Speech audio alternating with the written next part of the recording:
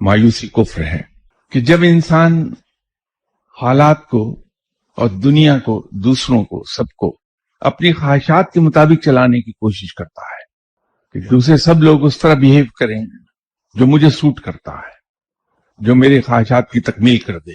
جب ہم حالات سے یہ توقع رکھیں کہ ہمیشہ حالات وہ پیدا ہوں گے جو میری خواہشات کی تکمیل کر دیں، یہ چونکہ ہو نہیں سکتا، یہ ان نیچرل ہے، تو مایوسی آتی ہے.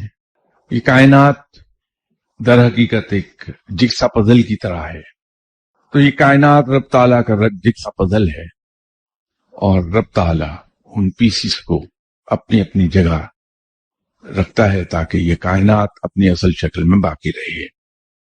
جب ہم بحیثیت ایک پیس کے دوسرے پیس کی جگہ لینے کی کوشش کرتے ہیں تو پھر خرابی پیدا ہوتی ہے، ناکامیاں آتی ہیں، اور اس سے مایوسی در آتی ہے.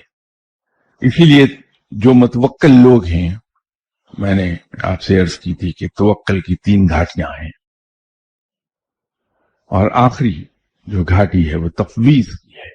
اور یہ وہ مقام ہے جہاں انسان کے تمام ارادے، تمام خواہشات اور سوچ اللہ کے ارادوں کے ماتحت ہو جاتی ہے. اور یہ مقام آپ صلی اللہ علیہ وسلم کو حاصل ہوا تھا.